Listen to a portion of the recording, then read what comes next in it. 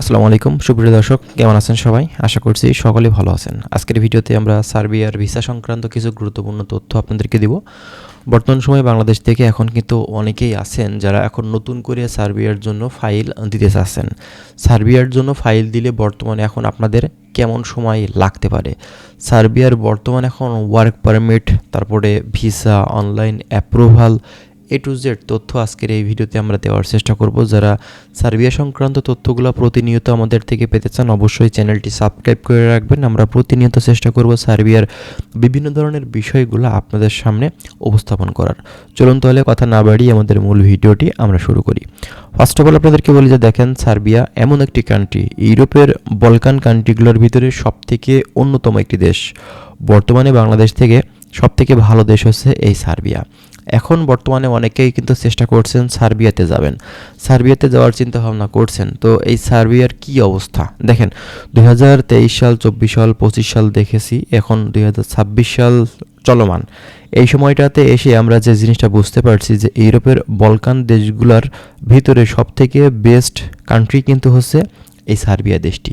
এই সার্বিয়াতে বর্তমানে এখন আপনি যদি ফাইল দিয়ে থাকেন, সেক্ষেত্রে কিন্তু খুবই কম সময়ের ভিতরে একটি ওয়ার্ক পারমিট আপনি পাবেন। খুবই কম সময়ের ভিতরে আপনার কিন্তু অনলাইন অ্যাপ্রুভাল হবে। খুবই কম সময়ের ভিতরে আপনার যে প্রসেসিং ভিসার, সেই কার্যক্রমটা কিন্তু আপনারা শেষ করতে পারবেন। এই দেশটিতে বর্তমানে কিন্তু এখন বড়সড় সুযোগ আছে আমাদের জন্য, কারণ এই দেশটির ভিসা এখন পর্যন্ত চলমান আছে। 2026 সালে বিভিন্ন সেক্টরে, বিভিন্ন খাতে কিন্তু বাংলাদেশ থেকে কর্মী নিবে।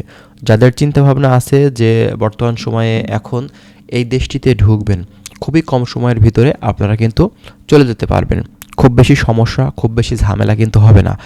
আর এই সার্বিয়া দেশটিতে দেখা যাচ্ছে এখন আপনি পারমিট যদি ইস্যু করার জন্য ফাইল দেন, এক্ষেত্রে কিন্তু অনলি দেখা যাচ্ছে যে আপনার এক মাস সময় লাগবে না একটি ওয়ার্ক পারমিট ইস্যু করতে। তো এক্ষেত্রে আপনি অনলাইন অ্যাপ্রুভালের কথা যদি বলে থাকেন, সেক্ষেত্রে দেখা যাচ্ছে আমরা আগে দেখেছিলাম প্রায় 30 থেকে আপনার 120 দিন পর্যন্ত লেগে যেত, কিন্তু বর্তমান সময় 30 থেকে 60 দিনের ভিতরে অনলাইন অ্যাপ্রুভালগুলো কিন্তু বেশি হচ্ছে 2026 সালে আমরা যে জিনিসগুলো দেখছি। ঠিক আছে, এখন কথা হচ্ছে অনেকেই বলেন যে ভাই আসলে আমি তো ফাইল দিয়েছি প্রায় 1 বছরের কাছাকাছি হচ্ছে, এখন পর্যন্ত আমার অনলাইন অ্যাপ্রুভাল হয়নি, আমার ভিসা হয়নি। তো এক্ষেত্রে আসলে সমস্যাটা কোন জায়গাতে দেখেন, আগের যে প্রসেসিং সিস্টেম, এখনকার যে প্রসেসিং সিস্টেম একই আছে, কিন্তু কার্যক্রমটা কিন্তু আগের তুলনায় এখন গতি বেড়েছে। এবং আগের যে কর্মীগুলোর প্রসেসিং মূলত আসলে ছিল অনলাইনে, সেগুলো কিন্তু খুব দ্রুত সময়ে অ্যাপ্রুভাল পাচ্ছে। এবং নতুন করে যারা এখন অনলাইন করবে, তাদেরগুলো অ্যাপ্রুভাল কিন্তু খুব দ্রুত সময়ে পেয়ে যাবে, কারণ নতুন করে তাদের কার্যক্রমগুলো কিন্তু আপডেট করছে। প্রতি বছরের ন্যায় তাদের সকল ধরনের কার্যক্রমগুলো কিন্তু আগের তুলনায় আপডেট করার পরে কিন্তু আপনার ভিসার কার্যক্রম খুবই দ্রুত সময় হয়ে থাকে। এজন্য যারা চিন্তা ভাবনা করছেন যে এখন 2026 সালে সার্বিয়াতে ফাইল দিব, অবশ্যই ভালো একটা সময় এখন চলছে। এই সময়টাতে আপনারা কিন্তু ফাইল দিতে পারেন, কোনো সমস্যা নেই।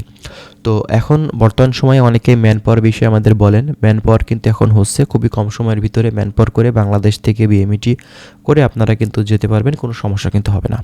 তো যাই হোক, যারা সার্বিয়া সংক্রান্ত তথ্যগুলো প্রতিনিয়ত আমাদের কাছ থেকে পেতে চাচ্ছেন, অবশ্যই চ্যানেলটি সাবস্ক্রাইব করে রাখবেন।